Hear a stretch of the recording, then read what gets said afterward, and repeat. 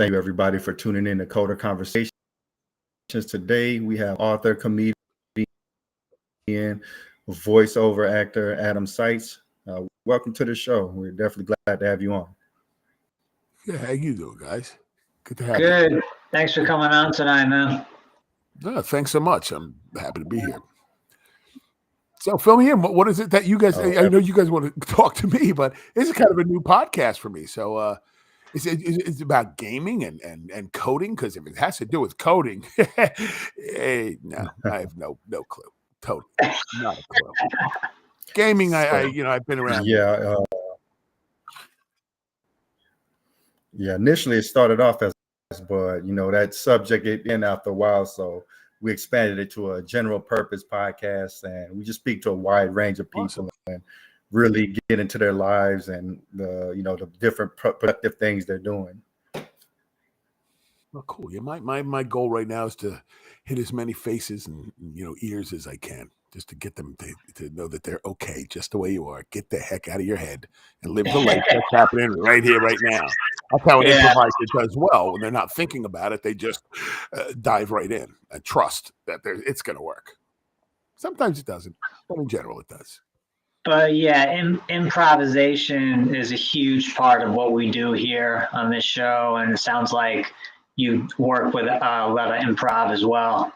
Oh, yeah. I mean, for me, I was in the production business for years, and then I started performing, and I found improv. I was going to start my own comedy troupe, and my thoughts were sketch comedy. I didn't really know what improv was at the time. I was like 21, something like that. Right.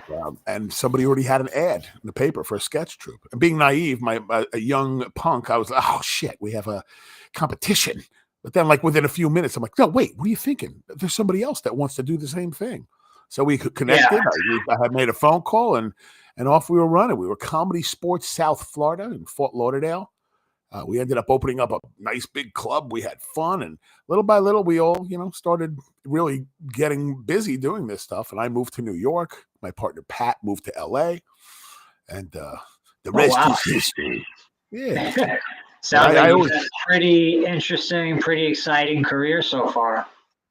Yeah, no, again, I was in the production business for a long time. And, it's funny. I just got a text from someone, and it's a picture of me peeing on a wall from Law and Order. Great. So it just popped on my screen. I'm like, oh, an adorable little punim. There you go. But I'm sorry if you asked a question. It already left my head. Hey, I'll share this also. I am neurodiverse. They said I had a disability. They said at first in second grade, he needs to be evaluated. They did, and they checked me out. They said literally, he's brilliant. What a great mind, but he's got severe ADHD. And they wrapped off all the reasons why my life is going to suck. And, it didn't work out. It kind of worked out okay. But the improv is really what changed it all. The ADHD is very rampant in the world of creativity, especially in improv, because I'm not a linear thinker to begin with. So I go left, right, up, down. So if at any point I talk too much and you guys want to get a word in, just say fire truck. That's my safe word. Say fire truck. Okay. Gotcha. But yeah, I would agree that I'm also ADHD. Like for me to even listen to podcasts, I also have to be doing something else, like maybe playing a game, and I'll just have it going on in the background. It's hard for me to just focus on one thing for long periods of time. I get it. Yeah, myself, I don't like the term ADHD. I think it sucks. Attention deficit disorder. Look at the dictionary. Oh, shit. No, not. So I re-diagnosed myself with hyper awareness. There it is. I got a faster than normal brain. There we go. Kind of work. And so do you. So if you're ADHD, you're also hyper aware. You got a faster than normal brain. Great podcast out there called Faster Than Normal, done by a guy named Peter Shankman. It's mostly about ADHD, but the guy's a real funny guy. He's a speaker. He speaks all around the globe, and it's I think it's the #1 podcast for ADHD. I did an episode 65, 85, something like that. But it's a fun one. Faster Than Normal, or FTN. But yeah, no. So but that's something that I'm really passionate about right now, is letting people know that you're okay. I mean, I was also 150 pounds heavier than I am today.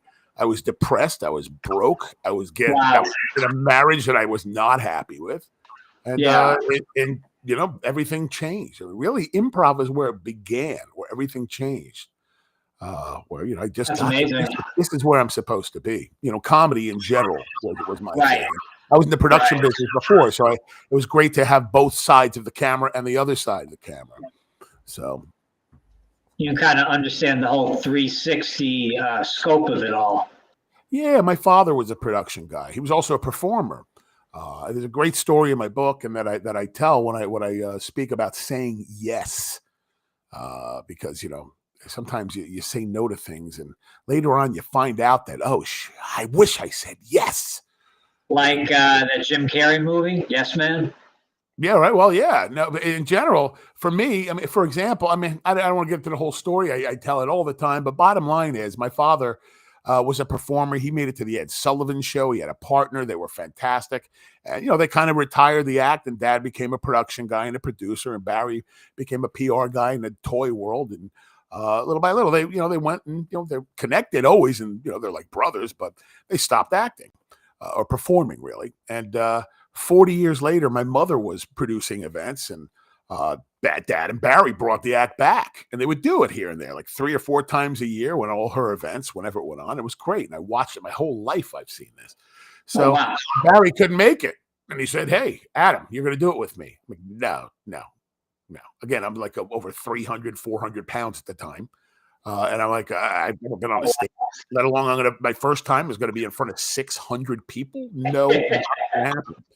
So I was real clear. And he kind of let it go. And then everyone else was hawking me all weekend. Come on, do it. Your dad wants you to do it. Come on. No, I don't want to. No, I'm not doing it. Let me go. Yeah, come on, kid. Let you do it for your father. No, I'm not doing it. It's not. So eventually I said, okay. And we started, and we went up there, and I walked on the stage. I'm nervous. I'm shaking and I feel they could see me physically shaking. So I over exaggerate it, and I shake even more, and I got a laugh. I'm like, ooh. And then I got a little further, and it's like, I'm now looking at the audience. My heart is beating in my throat, but I know I've got like 3 seconds until I do my silly bit. And then I'm really comfortable. Then Dad's he's the main part of the act. I'm just like kind of a sidekick, and I'm real getting comfortable. I'm like, ooh, I like this. And we're ready to end the act. And it goes from wacky to really sweet kind of crooning at the end. And I grabbed the mic. He started to end it, and I pulled it away from him. And his face was like, my son is a Stewart brother. Yes. And that was it. It changed my life. There was Barry Schwartz and Seymour Sietz, the Stewart brother. So I was Lee Stewart, is where he came.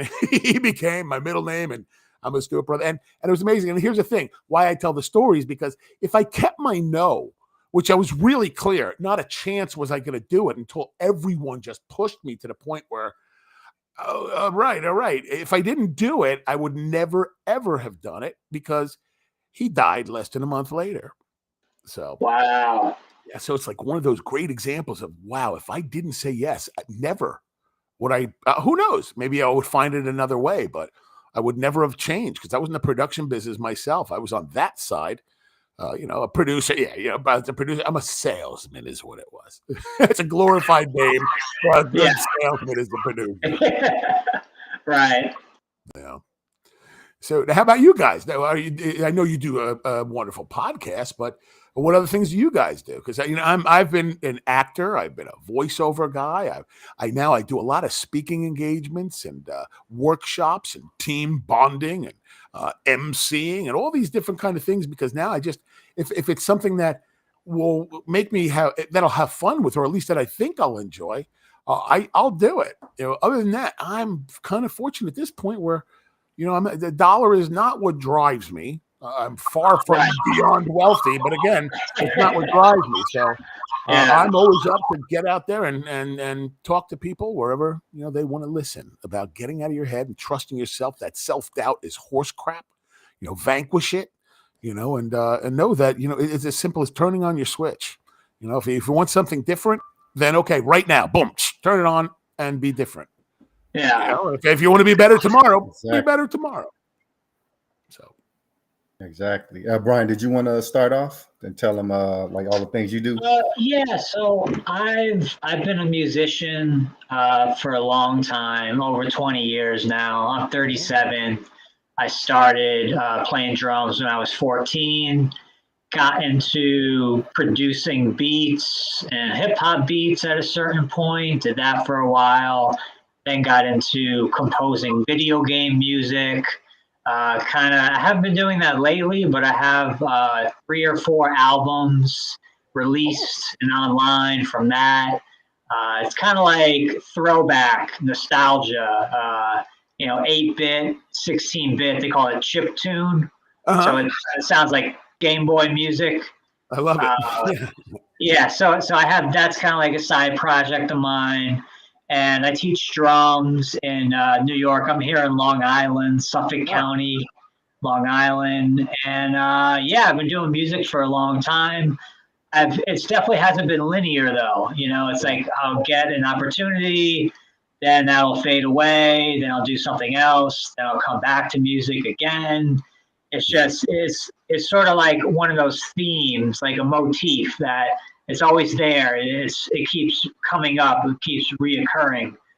So I know that it's kind of like God's telling me, hey, this music thing, this is really what you should be doing.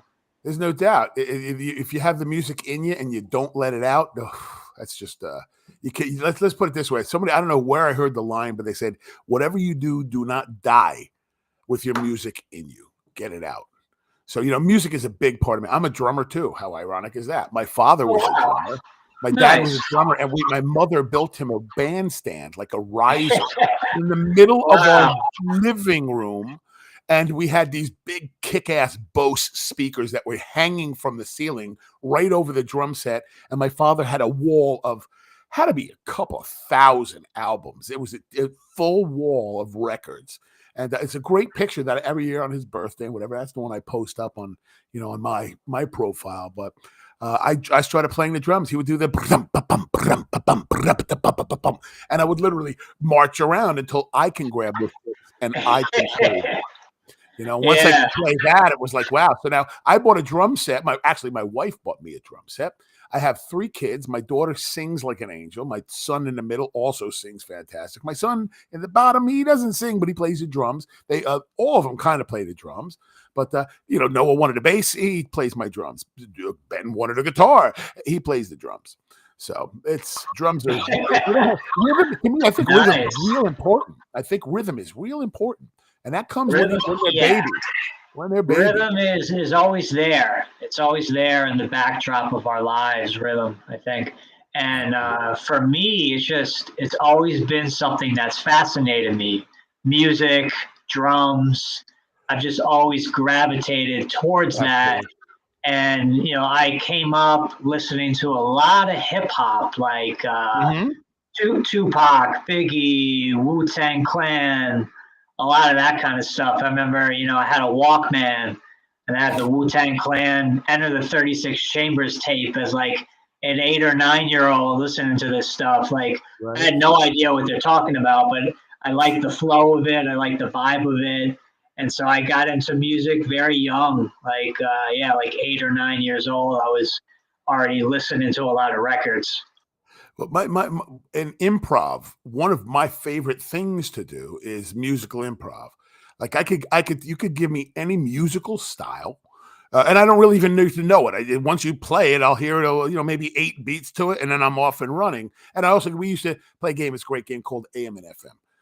And one actor would go up there and be, hey, this is Ruben the Groovin' Cuban on WAVE Radio. Today we have a beautiful song about Burger King. It is a jazz song about Burger King. And somebody would have to start singing a jazz song about Burger King off the spot. So that was kind of my big training in improv. That was really where I excelled was the musical improv, to the point now where whenever I do a corporate gig or any kind of work, I write them a custom song, a song that is only their song, and it's based on all their people, what they've done, history, whatever they give me, and I kind of roast everybody, but in a sweet way. Nobody will be pissed off. But it goes amazing. over That's so awesome. well. It really goes over well. And again, because of the improv background, I can write a song about something in less than 15, 20 minutes that people are like, that was amazing. And it really was. And again, for me, I just trust it. I teach on Thursdays. I volunteer I teach little kids, then teens, then adults improv. And I tell them, get out of your head and just trust that there is so much in there. And we get in the way so often. And that was really what was holding me up. I can't talk for anyone else, but I can say that, I wasn't taking accountability for nothing. I was eating a bunch because I was huge. And again, once I hit improv and I got that, the way it works is to be focused on right now. If you're thinking of an idea that, I got a funny idea. Now, you know what? You're not paying attention to what's actually happening in front of you. And that's where it's at. It's not about me.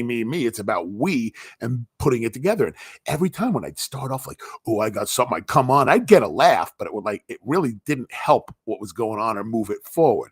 So as I got better and better at it, I got to just watch, listen, see, and trust that something will trigger, It's interesting. Yeah, that's an interesting perspective to have. I mean, also, another thing I talk a lot about is asking for what you want.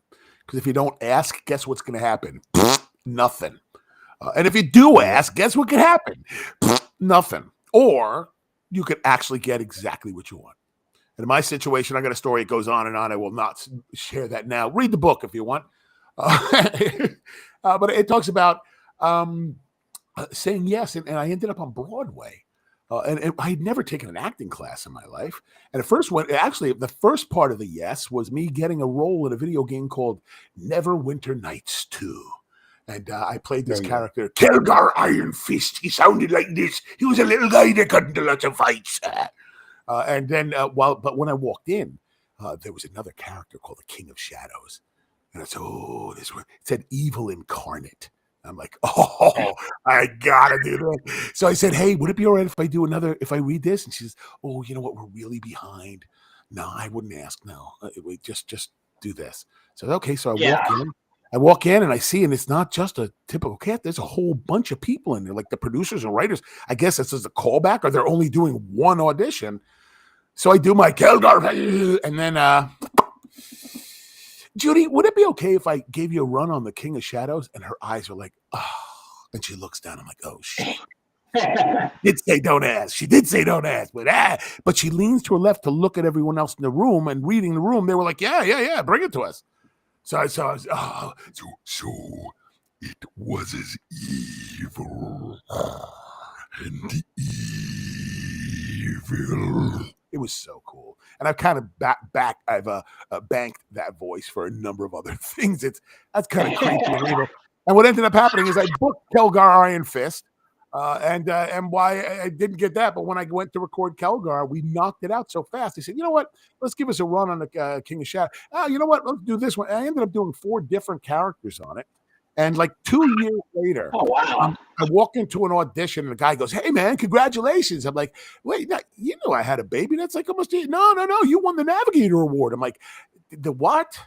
The Navigator Award. It's the National Association of Video Game Testers and Reviewers. I'm like, oh, that one. I had never heard of it in my life. And I didn't even know I was nominated, let alone, like, what do I win? I said, I don't know. I saw it on the internet. You won. It's like, no shit. I saw that you won. Yeah. So I call up this Navigator. I said, hey, somebody told me I just won this award. They're like, oh, yeah, are you with Abrams? I was like, no, I'm not with Abrams. I'm with, I moved to Australia. That's why. So they sent me a trophy, turns out. And I win. I was up against Christopher Lee as Count Dooku. Patrick Stewart was Professor X. Some guy, Terrence Stamp, I remember him as an actor. I don't remember what he was doing. And someone else and me. And I actually won that event. So that's when I called that casting director about this video game. And she says, ooh, what are you doing this weekend? So I don't know. Why? Oh, I'm doing a reading. So I end up going in this reading. The reading turns into their backers, and it turns into a Broadway show, which turns into a second, which turns into a third. And all of it, again, because I actually had the balls to ask. And you'd be surprised. You could say to someone, hey, can I get a discount? is there any way I can get like a handsome face discount? And you'd be surprised. They'll throw you 10 off. Yeah, I'll give you 10 off. You never know. Yeah. Well, it's like the old saying, a closed mouth doesn't get fed. There you go. Great. I love that. I've never actually heard that one. That's a good I saying. think it's from the South. Yeah, no, it says it all. Truth. Like a lot of people kind of have the fear that, if they ask somebody, the reaction of the other person is going to be way greater than it actually is. Like they think maybe the other person is going to cut them off, but it's usually not like that. Spot on. Exactly. See, we get so caught up in our thoughts and what we think is happening, and we can get real upset and all pissed off. And then an hour and a half later, you find out whatever it was that you were pissed off and all upset about actually didn't happen, had no sense of reality whatsoever other than in your own head, and you just wasted an hour of life. Now, I'm about to turn 59 years old, and to me, time is valuable. So I don't like to waste it on stuff like something like this. I enjoy doing, I'm not getting paid, guys. I come just because I want to talk to people and share, that gospel of trusting yourself, being in the moment, letting go, and just being who you are. Forget all that extra stuff and your thoughts and fears and anxiety and sadness and all this stuff that comes on because you're thinking about it. Don't think about that. If it's upsetting you, stop thinking about that. Now, there are certain things like, for example, I have my mother-in-law in my house is in hospice right now. And I could get really sad about it. But, her birthday was yesterday, 96 years old. She's had a heck of a life. And she's ready. She's like, I'm okay. It's all good. She's happy. Her kids are surrounding her. It's all good. But now, as I get older, you'll see that time is really, you don't want to waste it. It's precious. It's valuable. Love and time. That's the commodity that, that's what I value, not the dollar. Well, yeah, it's like truly all we have is time. That's it. And we are so connected. Nobody really realizes how we really all are. It's all connected. Everybody, everything and everybody. It would be nice if everyone's a little sweeter to each other, but it just, who knows? Who knows? Maybe that'll change. What's pretty interesting to me is the dollar, money is something that doesn't even really exist. It's just a synthetic creation, but we're constantly chasing that, and we value that oftentimes more than, like you mentioned, other people. And so right. Really interesting. I know people that are wealthy and miserable. So you can have, and the truth is I could look at my bank account and go, oh, look at all those dollars. And the truth is it's a piece of paper or a digital number on a screen. Electricity goes out, no power, electricity's done. You got nothing. It's funny you say that. I spent about 10 years out in Los Angeles previously, and the richest people I ever met were probably the most miserable people that I had ever met. Isn't that interesting? Yeah. It's true. I mean, like fame and fortune and celebrity. I was blessed to work with some pretty cool people that are, the world thinks of as celebrities. I met them as just that guy that I worked with that was cool, or that girl that I worked with that was they're just like anyone else. But that concept of fame and fortune and ego and status, it was important to me. It was important. I wanted to be famous. I wanted all the money, all that stuff. And you know what? I had money. I didn't have money. I had some money, and now I'm okay. It's not even, that's not what it's about. I've learned that it's really about my family. I got 3 kids. I never missed a baseball game, basketball game, wrestling, cheerleading, gymnastics, whatever it was.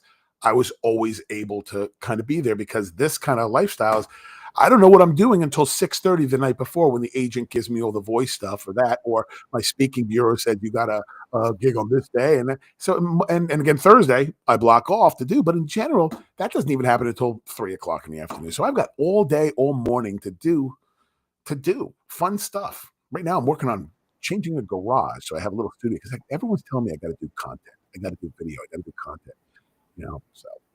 Oh yeah, something I found is comedians usually make great podcasters, so I think you do great in the content arena. But I think you mentioned a really important point of being there for your kids, because you can never get that time back. And I've known some rich families, and they're always off working, and their kids are just at home, and they feel neglected, and they end up taking a detour in life. So you just That's it. Yeah, no, we were kind of wealthy growing up. My father was very fortunate. I mean, you've heard of being born with silver spoons in your mouth. Yeah, mine were disposable. We had some money. My dog had another dog to lick his. We had some money.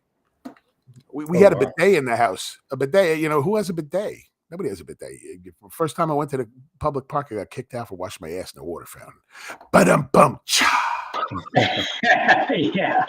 But that it's interesting that you say the rich people, because it's true. My father we lived in like a rural New Jersey, about an hour out of the city, and I was born in the lap of luxury. I was very, very fortunate, So when you grow up, you go out, and my father I worked with my dad, and he passes away, and now it's like, what am I gonna do? And I fall into to just hell. I was just not taking care of myself, but.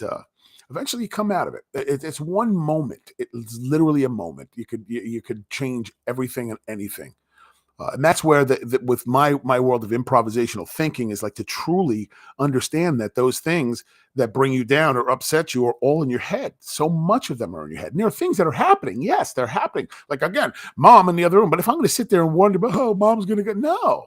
I think about how cool she is and how we will hang out with her until she's gone. Yeah, so many people just get stuck in their own head thinking, oh, this is going to happen, this bad thing's going to happen, kind of like waiting for the other shoe to drop. But like you said, improvisation, just like get in the moment and be with yourself and see what that's like. That is, trust it. And for me, that's where the funny comes. The funny just comes so naturally because I observe it, I see it, I say something. And a lot of people just don't say a lot of the things that make certain comics are, oh my, they say something that you knew, but nobody ever says something like that. Or they observe something that, I've never would have thought of that idea, but it's clever. Like for Jerry Seinfeld does this thing with a bird, like, oh, I had a parrot and we should let the parrot go out. But then we'd go and fly right into the mirror, boom, and fall. It's like, wouldn't you think he'd avoid the other bird? It's a real cool. I still love that joke. It's just so clever. Yeah, I guess if the bird was flying in a mirror, it would see another bird going right at it, and why wouldn't it move out of the way? So, silly stuff. Lots of great comics out there. All different kinds of comics out there. So I think you made a really great point about, like being rich and then instead just choosing to go your own way, because in a way I feel like riches can be like a gilded prison. Like it's beautiful, but you're kind of confined in maybe this rich neighborhood, this gated community. Your experiences are limited around this specific crowd. Enabling is limited, Your parents pick you up before you don't really, it took a long time for me to really understand that, oh no, it's not just so easy and perfect, because mom and dad, they're very, my mother came from really the dirt of the dirt. She was really not in a very good upbringing. My father was middle class, but they just spoiled the hell out of us, which I have now done to my 3 children. But in the interim, I've kind of filled them with hopefully enough knowledge to know right from wrong, stand up for what's right, even if you're the only one standing. And in general, they're good kids. I'm kind of fortunate, I have to say. Gotta say, and it comes from good parenting. So my parents and her parents, my wife's parents, are fantastic. So it definitely helps. Yeah, it sounds like you were really present in your kids' life. Something that me and Brian talk about a lot is that we notice with kids this generation, though, is they're hardly outside. Like our experiences growing up, we were all outside on bikes and hanging around each other. But now it seems like everybody's in this digital world inside, and they're not even doing things like developing their personalities. Exactly. My kids would want stuff, and I was like, well, you want to get stuff, you're going to have to earn some money. So you got to get a job. You got to make some money so you can get some stuff. Because you could ask me, but there's only so many times I'm going to say yes. Other times you got to, that's not for me. That's you. You want to do that, do that. My son at like 12 years old, he was in 6th or 7th grade. And he wanted these new AirPods that just came out. We had gotten him Beats.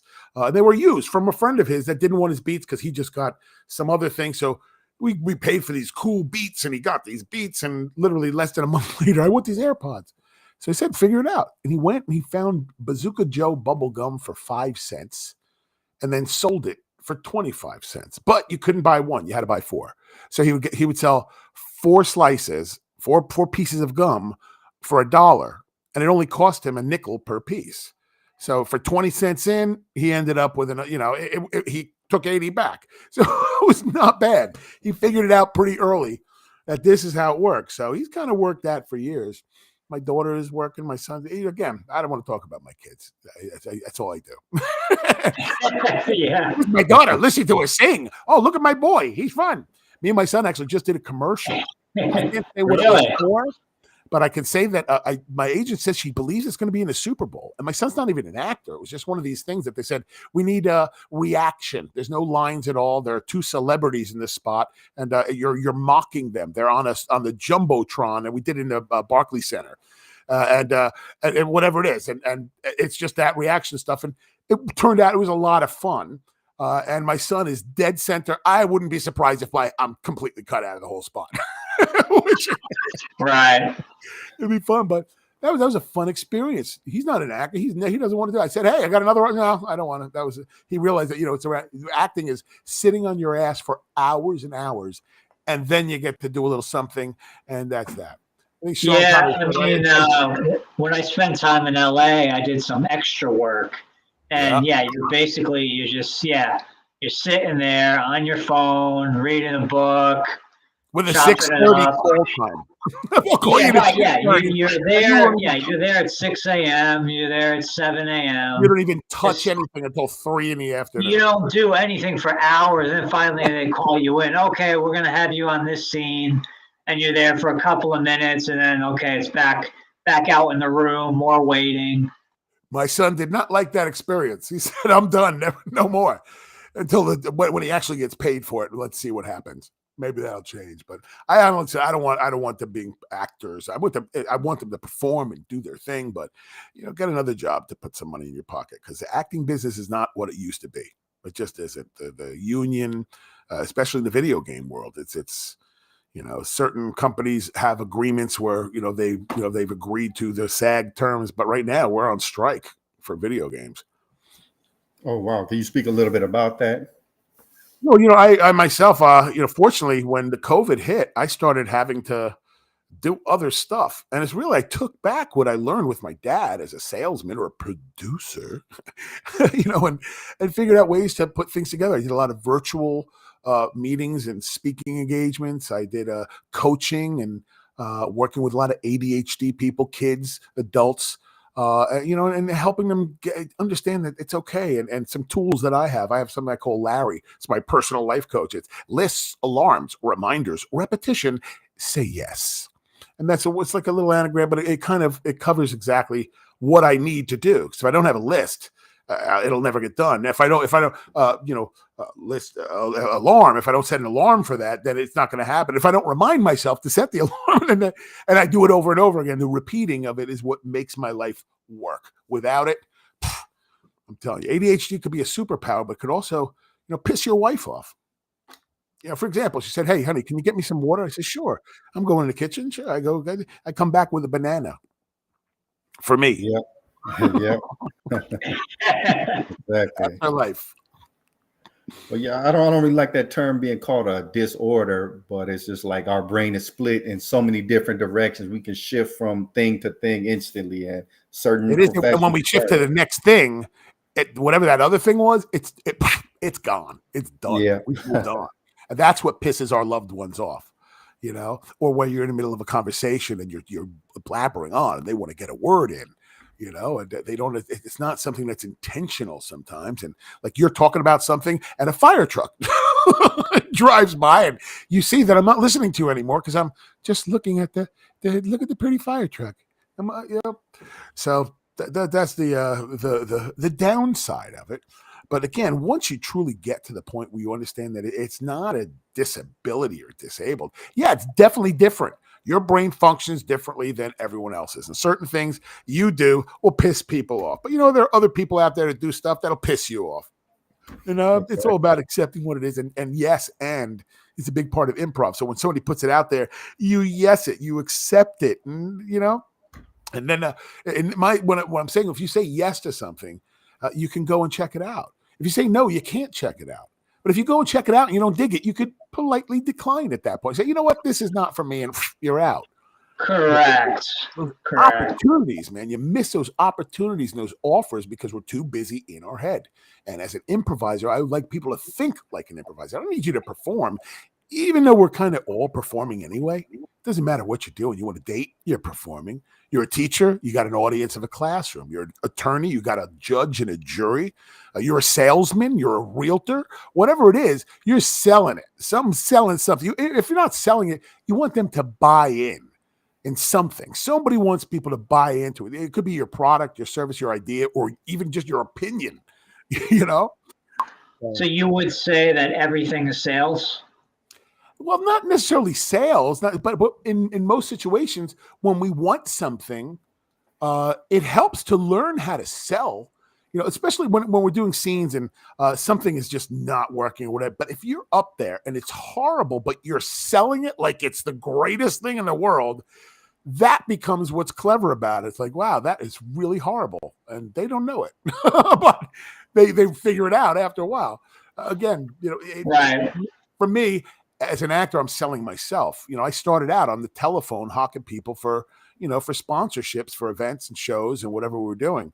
And I watched my father, who was a master, and he would do what I coined it. It's called the taking the scenic route. Instead of going gunning, gotta get that deal, the expressway to the deal. When you take that left turn off and you start talking about other stuff that has nothing to do with what you're calling about, that's when you begin to connect, as a human. Like it becomes community, and the key is that's where the sales part and the research, if you know you're going to speak to someone that you really don't know, and it's going to be you're hoping to get them to buy into whatever it is you're going to be putting out there. It's always great for me. I learned when Google came out, my goodness, was that much easier than having to research and find out about who these people are, what they do. And I'll look deep. I'll find whatever I can and look and see all these things. And that's how the improv thoughts, I go, oh, boom, that's something triggers. I have the exact same thing. And in our conversation, I'm going to casually bring something up that will remind him that, oh, you know what? Hey, I ride motorcycles too. Wow. I got a Harley, whatever it is. Whatever it is. I'm a Mets fan, even if it's a Yankees fan, boom, we could bond on hating each other.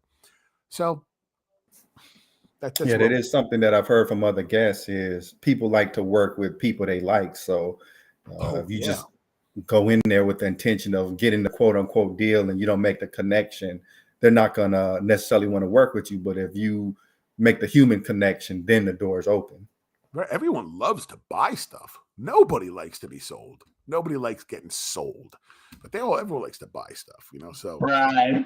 When you put it out there, it's about communication and effective communication. And for me, becoming an improviser is what really changed everything, because I'm not so caught up in what just happened or what might happen later. No, I kind of do my best to stay present right here, right now. And I got to tell you, when that happened, so many more things happened to me because I was aware of them happening. I wasn't too busy thinking about, oh, I got to remember to say this. I got to remember to say this. No. Just listen to what the other person is saying. Shut up. Don't say anything.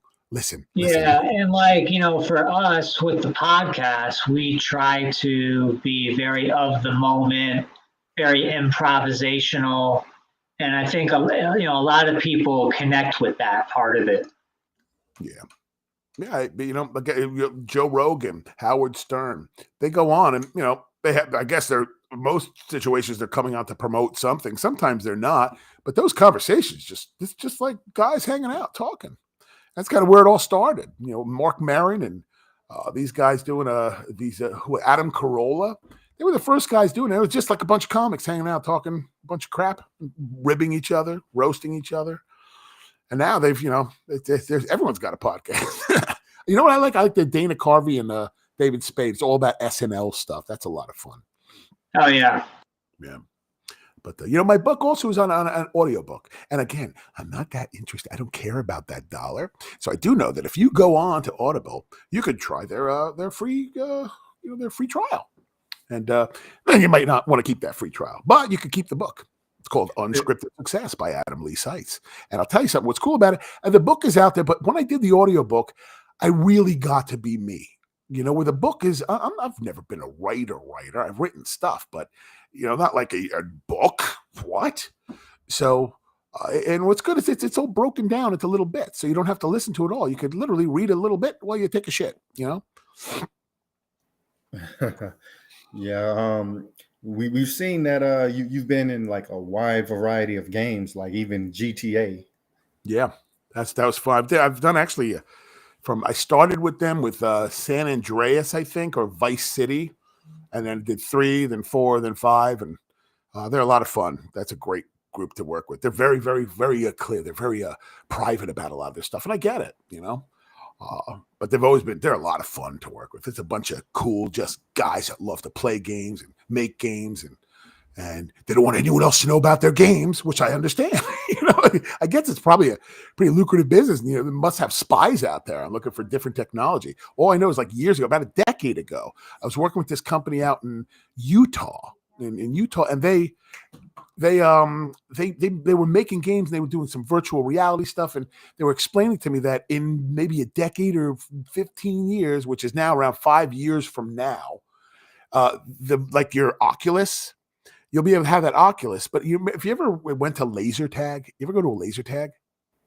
Yeah, I played it one time. Okay, so you go in there. There's all these like things to, like a rock to hide behind, a triangle wall to hide behind, or whatever. So what they do is they digitally get that entire room. Like, for example, when I did one of the video games, they stuck me in this fakakta suit with ping pong ball things all around me. So when I look up my physical body, I am the fat guy, and a whole bunch of, I would say, 3 of the GTAs, the big fat guy, that's me. Just my physical. For the physical stuff, I'm a bunch of different voice characters also, but that's a lot of fun because that was a fun day, where you see your skeleton up on the screen because the entire room is taking the pictures of those balls from in 3 dimensions all the way. So now they're going to scan the room, they're going to build different things. So when you walk, like the wall, for example, it's going to be a cliff. And you definitely don't walk off the cliff or you're going to fall in the lava that goes 1,000 miles out that way. Yeah. It's going to be amazing. You're truly going to be in the game. You're not playing the game. You are in the game. That's awesome. Yeah, it's coming down the road very soon. Yeah, it sounded like you were really able to use your improv in all the different video game roles that you played. Which one was your favorite? Which one really stood out to you? I would have to say GTA 5. That was fun because after we did it, they brought out GTA 5 online, which was a little different. And I was fortunate to pick up a character that was done by somebody else that had passed away. So that was just so much fun going in there and matching a voice. I've done a lot of things like that. I do a lot of impressions and characters. For example, like Wally Kazam, his father is Jim Gaffigan. And Jim is hilarious. Jim is great, but Jim wasn't as strong in the singing department as I am, and I was able to do a Jim Gaffigan, but not just that, but sing it like this in beat, but in his voice and in key. So there are a number of things like that, or on Dora where I cover for someone else that I could match the voice, and I won't get the credit, but I'll get a paycheck, which is nice, and they don't have to worry about waiting on the schedule for this guy to come back from LA. Yeah. Is there any role that you haven't done that you really want to try your hand at? Well, I was Mr. Potato Head for Lay's. I was Kellogg's Mr. Mini Wheats. I want to be Tony the Tiger. I've always wanted to be either Tony the Tiger or Fred Flintstone. Fred was one of those things that I had very young. Barney? It's basically, it's a Ralph Cramden, a little different voice, but the same kind of character, Norton and Cramden. But that would be it. Or the Kool-Aid Pitcher Man. That would be a cool one too. Oh yeah, the Kool-Aid Man. I guess one of the coolest things I ever did was for for like that's so ridiculous that you could get paid as a voice guy to do the for Nestea, the Nestea plunge. Take the Nestea plunge, and somebody else is all the on camera, and they do everything. And they take a sip, and then they go.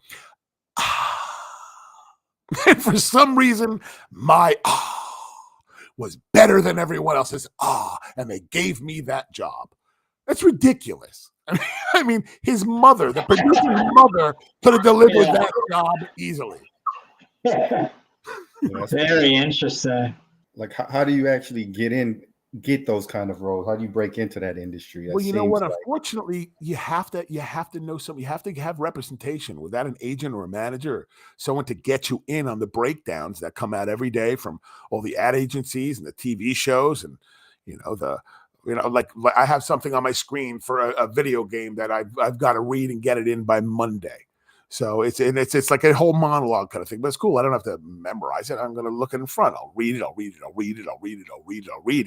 And then I'll start tweaking with it in different voices, try to figure out what this guy looks like. Is he a Southern redneck? Is he from London? What's he about? And what does he look like? That's always helpful if they give you a picture.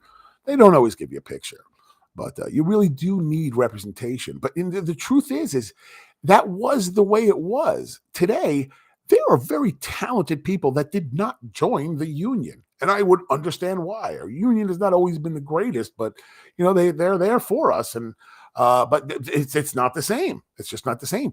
Many people have talent, have a laptop, have a microphone, and they go on voices.com or 123. So many jobs, they just don't go to union actors anymore because they still have to pay residuals and they have to pay union rates and everything. Where someone say, "What? I could be in a Heineken spot?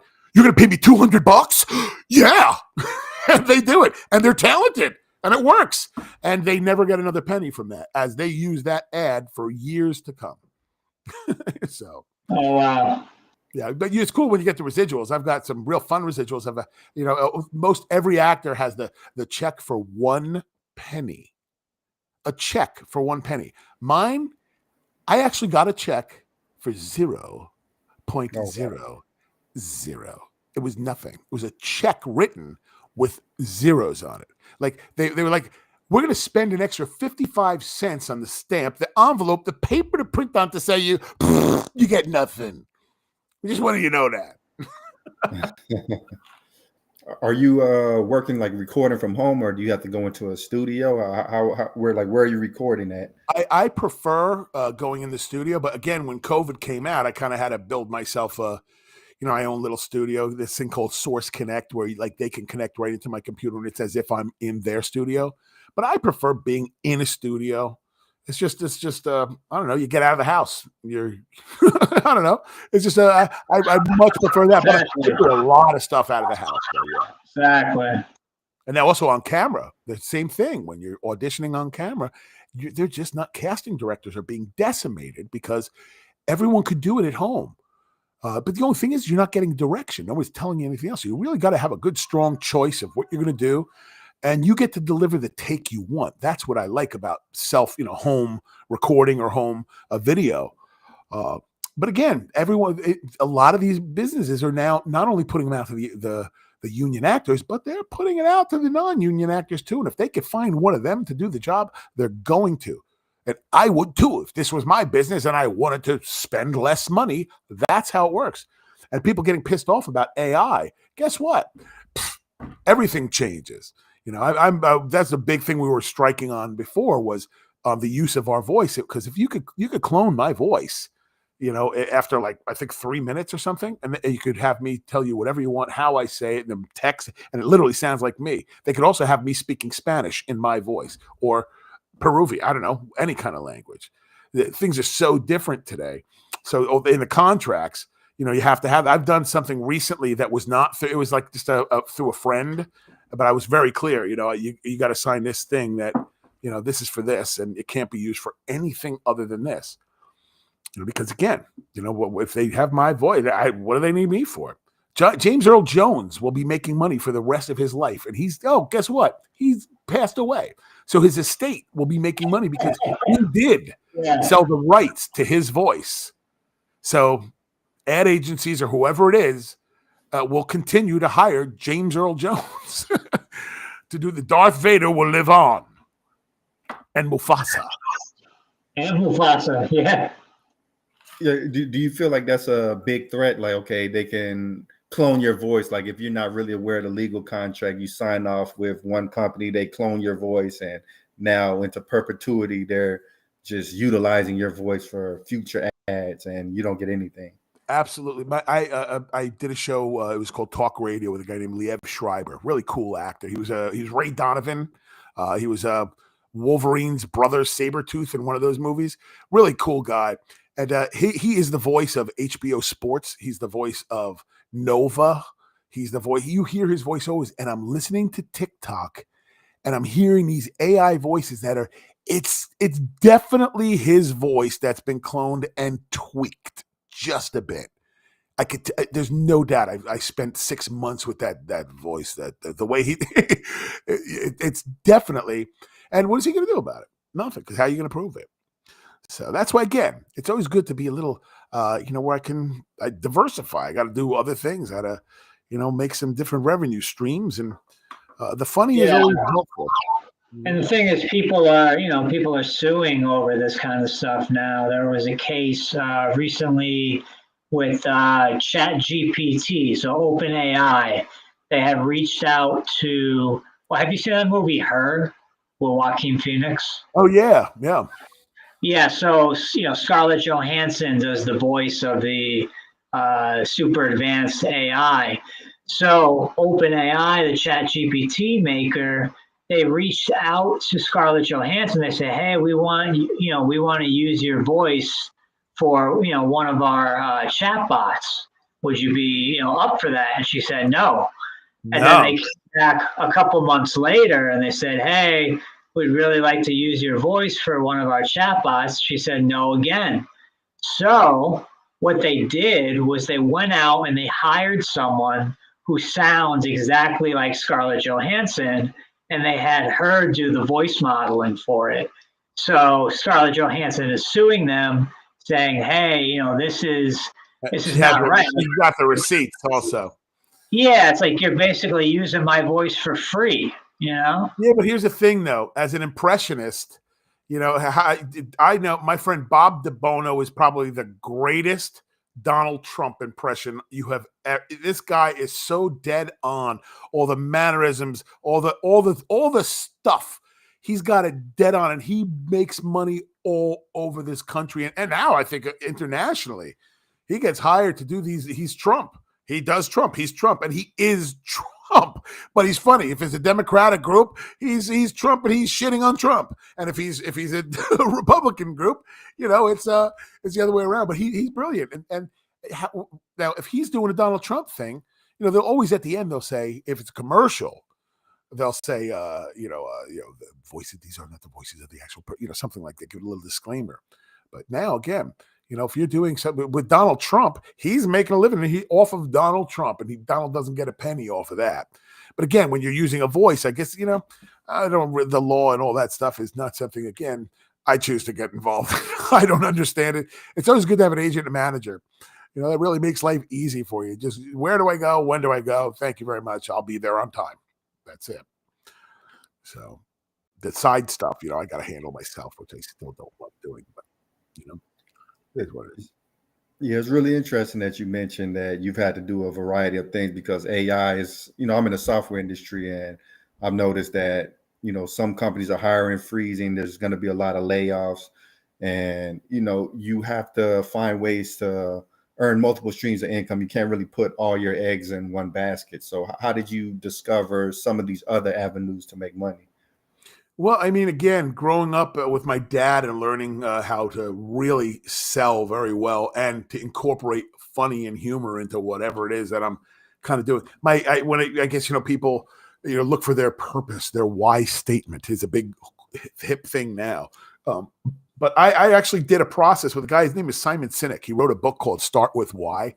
He's kind of gotten out there now. He had a couple of videos that went viral on other topics. Really brilliant guy. And one of the processes in the book is to find out what your purpose is by talking to the people that you know and love, and find out why. What is it about you that they love about you? What is it from your friends? Why is it that we're friends? What is that makes me worthy enough to continue to be, for you to continue to want to play with me, and you'll find out so much. And in general, when it was all said and done, my purpose is to put smiles on faces and to help other people to do the exact same thing. So that's kind of my mission statement or my goal. And I do it by getting people to try to think like an improviser. You don't have to perform anywhere, but it's fun when you can feel more confident in who you are, saying anything, doing anything, because what's going to happen? So somebody goes, "Oh, that was not quite." Sometimes as a comedian, a groaner. Oh, that's great. I want a groaner anytime. I had one that was so inappropriate. I did I was a rich kid. My diaper was a Mexican. Oh, the audience would groan. I think it's a joke, people. Would it be funny if I made him an Ethiopian? I mean, come on. He needed a job. I needed a diaper. We're still very close. But that joke, I can't really tell that joke on stage now because the audience won't. That's not nice. Yeah. Do you find people are a lot more sensitive than they used to be compared to like the 90s? It is. I mean, I have many friends that are still, doing comedy out there on the road, and colleges have become difficult as hell because, everyone's a peace warrior, and anything that you say that might be inappropriate, oh, boo, boo. And it's really tough. There's one video. It's not, I'm just thinking it has nothing to do with college and that, but Billy Burr, there's a video of him in Philadelphia and they start abusing him and he just goes off for 20 minutes roasting Philadelphia to Philadelphia. He's great. Yeah. He's really funny. That's a funny video. It's you can find it out there. Billy Burr, Philadelphia, well worth the listen, the watch. But yeah, I mean, all I can say is, do what you love. If you don't love it, don't do it. Do something else that you can enjoy because you got to spend your time doing this crap every single day or, 5 days a week or however many hours you put into it. You'd be surprised at how many people could make a good living only putting a few hours a week into work, but it's real work, real time, focused energy, and it's amazing. It can be done. It can be done by anyone. You could just pick yourself up and start all over again.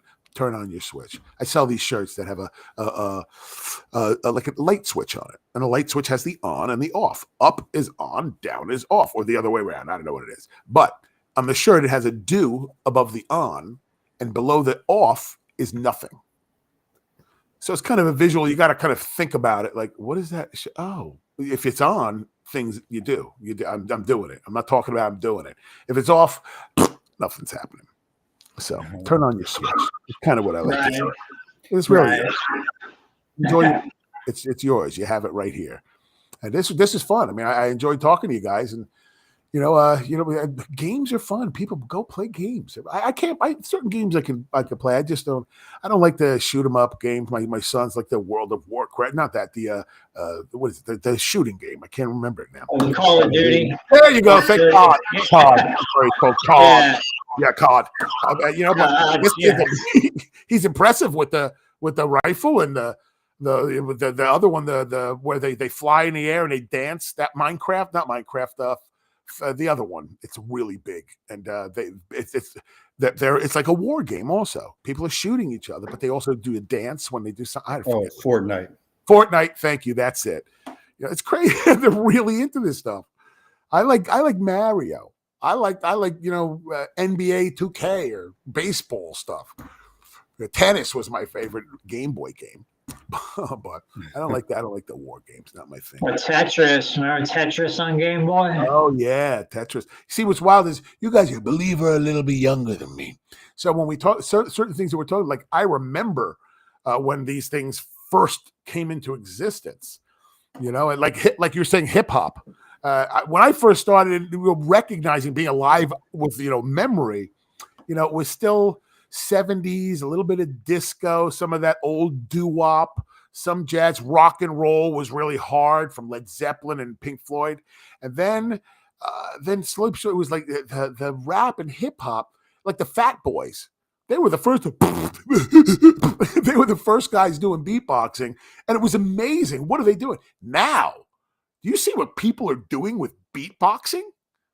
It's unbelievably amazing. The sounds that they're getting out of their throat, their nose, whatever they're doing.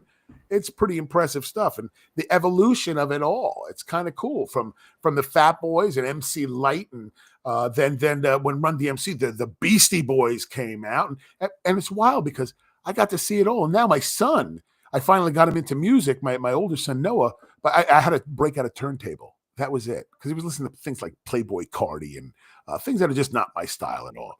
So now he likes good music and he listens to good music. And They all play music, so it's cool. Again, rambling on. Boy, I just look. I've been rambling on for an hour. I'd say you guys might have gotten maybe 3 minutes in on this whole thing. We don't mind. Yeah. That's our purpose, to get your story, man. Well, that's it. My story is anyone's story. It's all the same. We all have something. I was very fortunate when I was younger, and there was a big road, a big block there where I was not living right. I wasn't taking care of myself. And it's all about accountability. Once you get that account, I lost weight and I gained weight. I lose weight, I gain weight. And I got to the point where I was 424 pounds. I got surgery. I lost like 40, 50 pounds. When you're 420 pounds, that doesn't mean nothing. You still look like a big, huge guy. Huge. I want to be here. Yeah. So it was like really, I put on a fitness tracker, and that changed everything. I actually started logging the food. When you actually put it down and you see, holy shit, a slice of pizza is that? Wow. And I think of it as $1. It's expensive. Your calories. You only get so many when you're trying to lose. And it was math. That was it. Burn more than you put in. Done. The end. And with that watch and the steps and the thing, it just helped me to keep my focus on it, stay aware, and take accountability for it, because that's something so many people just don't do. Want to blame other people, want to find excuses and reasons. And the truth is not many people can do anything to you unless you let them. You want to say somebody says something mean to you, they could go ahead and say something mean to you. It's you that chooses to allow it to suck on your face like the alien, or to lean to the right and let it fly right by. So let me ask this for our listeners before we kind of wrap up today. What was your first big break in entertainment or acting? Just for the newcomers out there, for the people that are green, that are entry level to acting and voice work, how did you get your first big, career starting role? Well, I had come up. I was up here doing a show with my family. Actually, it was my mom's show.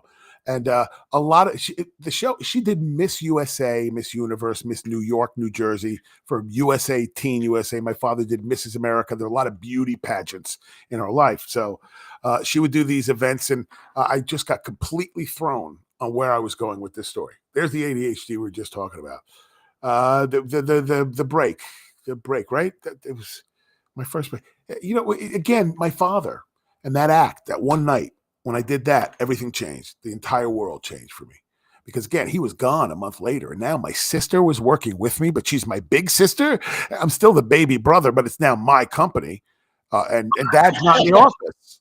So, that was not it. So when I got, that was amazing. That feeling I had 15 seconds into being on that stage, and that second laugh I got, it was over. And again, as you were saying before, it's like God was telling you got to put your music out there. There's no doubt in my mind, whether it's God, the universe, whatever you want to call it, there was definitely something very clearly telling my father, you better get this kid on the stage, because you're gone in a month and he's got a lot of shit to do. That's going to be what he's really going to do for his lifetime. He's not going to be running your business, and man plans, God laughs. I do my best not to have any expectation on anything, because then you can't be let down. That's the truest. Yeah, that's the truest mindset to have. Just go into things, fluidly, open, just ready, ready for it, ready to get at it. The main tip for anyone, do it. Don't say I will, maybe later, in a minute, all that stuff. Because when I do that, it does not get done. And when I truly incorporate in my life, do it now. Those 3 words, do it now. It's the same thing. If you want to perform, you want to sing, you want to be on the radio, do what you got to do to find how to do it. Get out there. Make your own podcast. Today, you could be on the radio because you created it yourself. You could become a star on YouTube if you learn how to use the background, all these kind of stuff. There are people that are getting $1 million. A friend of mine, we did a show together. His name is Kevin Chamberlain. And a little while back, he just joined Instagram, and a friend of his helps him make really silly, funny videos. He's got over 1 million people that listen to his fun silliness every day. Wow, that's crazy. It's really cool. So, I mean, the key is, again, anything, do it. Just do it. The Nike is a good thing, but not just do it now. Don't talk about it. Stop talking about it. If you want to be a comedian, find an open mic, get on the stage, because the only thing that's going to help is stage time over and over and over again, getting heckled and having horrible sets and still trusting that, wait a minute, I got to tweak it a little bit, or something that was amazing and got this big roaring laugh, and you do it 3 nights later and not even, it's like crickets.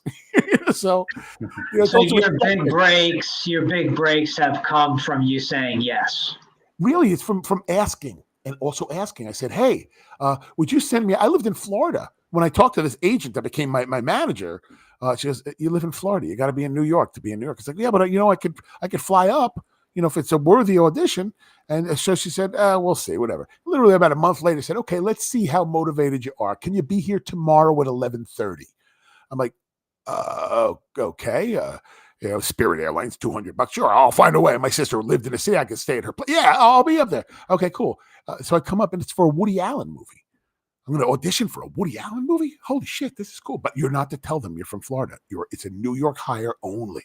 I'm like, okay. So I go in there, and I'm going to do impressions because they're looking for an impressionist. That's what it is. It's an impressionist. So I got all my impressions there, and I sit down, and right after I walk in, Jimmy Fallon walks in and sits down next to me. Now, he was not Jimmy Fallon from SNL. It was just this kid, Jimmy, who just recently moved to New York, another actor, comedian, funny, talented, impressionist, all this. But I had seen him because as a producer, salesman, I put out a show called A Bit Sketchy. And I was getting sketch comedy troupes to send me videos of their best sketches that they do in front of audiences. And if it hits, we'll bring them, or we're going to do one big event in a night with all these different troupes. And he was in this group, and I saw him. I said, I remember you. He's like, yeah. I was like, 40 Wax. He's like, yeah. I was like, yeah, Buffalo. Yeah. And I remember it was fun. So I went in, I go and I do my little audition, and they said, no, we need a Jack Nicholson. I'm like, oh yeah, it's maybe a B or a C for me. I don't really do a good Jack. I don't really do a good Jack. So I said, the kid out there is pretty talented. So neither of us got that role, but I did end up getting a role in that film, and that was really my big break because she saw that I booked it. My first audition, I booked the role. So you just kept moving forward. You just kept moving. When I came up here to shoot that's when I booked a commercial for Miller Lite. I was a professional wrestling, and it was one of these kind of, oh yeah, baby, yeah, basically a Randy Macho Man ripoff. Macho Man, right? Yeah, and then I got Dora the Explorer, and I got a Celebrity Deathmatch, and I wasn't even living in New York yet. It was all in that 1-2 week period. So that was really it. Is that's amazing. Going for it and asking for a meeting with one of the people that would judge the beauty pageants. I don't really know them. Yeah. Ask for what you want. You might get it. Ask for what you want. Yeah, you might just get it. Absolutely. Yeah, that's amazing, man. We're at the top of the hour, and we could easily go for another hour, but we'd love to have you back so we can continue to get into some more of these stories. But did you want to leave our audience with any closing thoughts? Yeah, well, hey, I'm out there, and I have a website. It's adamsietz.com. You know what? In fact, I just did a summit this weekend, and I did a giveaway, and I'd be happy to give it to you guys. Anyone that's out there, it's adamsietz.com/summit giveaway. Put that in, and you could download it. You could go buy it if you want for $10, but you don't have to, because this way you can get it for free. And you download it. It's called The Funny is a Factor. And it's really tips and tried and true little methods and the things that elicit the funny from different voices, characters, impressions, the reversal, the law of three, a rabbi, a priest, and an Indian walk into it. It's always three. You'll see that. You'll see how that works, and just little tips of how you might be able to mine that funny out of anything and where you'll find that setup. Punchline. It's really you remember the game Match Game? Yes. That's it. That's how you write good comedy. Johnny was so bad. How bad was he? He was so bad. Boom. Fill in the jokes. Or Johnny's mother was so fat. Boom. And you go off with your mama jokes became huge. It's just a simple set. Your mama's so ugly. Boom. Your mother's so, and it depends. Now I'm hearing them in different ethnicities. They're saying, Oh, it's your mother's so Jewish. Yeah, well, you know, it works. But as long as you like it, you know, which of course it works. So there you go. Awesome, man. Yeah, we definitely loved having you on, man. Yeah. Also, I have a little thing you could click book time with me.